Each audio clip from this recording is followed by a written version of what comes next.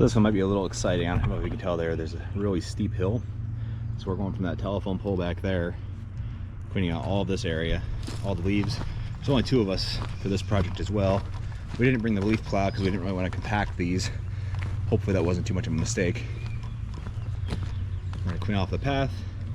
We did a leaf cleanup there earlier this year. Now we're going to clean off the path, clean off this whole yard, and haul it away. So we're going to see what happens.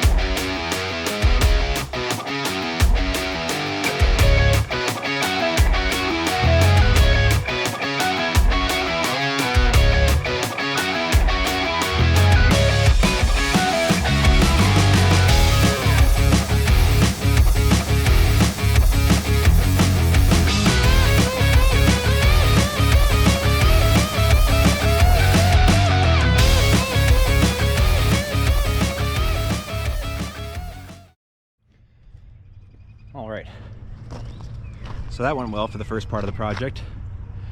Now last time we tried using the debris loader with the downwards attachment, all hell broke loose. It was like a 20-mile-an-hour wind day, and debris just started flying off the grasses we had in the back and just took off wherever it wanted to. It was chaos. Version 2, we put a mesh tarp over top with bungees, because this is not a normal leaf box setup. This one, and you can get that bad and you can start go open the back up. So this one we're gonna have a mesh tarp on the top. The debris loader's gonna be sitting under that. It's not gonna be able to hold as many leaves. This might be a 2-tripper with the current setup, but we're trying to just set it up so we have a hybrid version for springtime. So we don't have to have a huge leaf box on there. Because we are obviously already into our gravel and mulch installs, and we can't do anything with the leaf box on this trailer. Excuse me, had a whole lot of water. Anyway, here's the hoping it doesn't all blast out somewhere while we have the tarp on, and we can do this in 2 trips or less. So let's see what happens.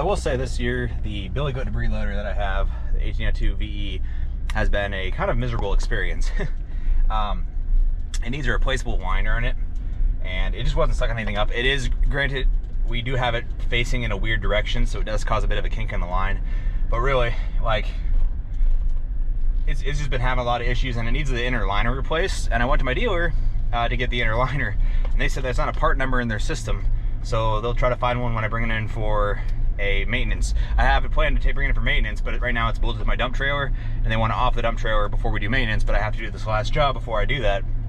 And I wanted to replace the liner myself, but they couldn't find it in their system, so that's fun. And then ever since I've had that particular debris loader, the choke on it won't stay in, so I have to wrap tape around it and then kind of just shove it back, because the adjustment for it is next to impossible to reach. So I haven't really been able to touch it, so I've just been fixing it with tape.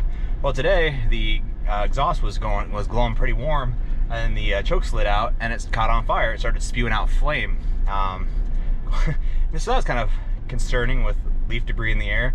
So it was jamming a lot, and then that happened, and then we got it running again. It was sucking up.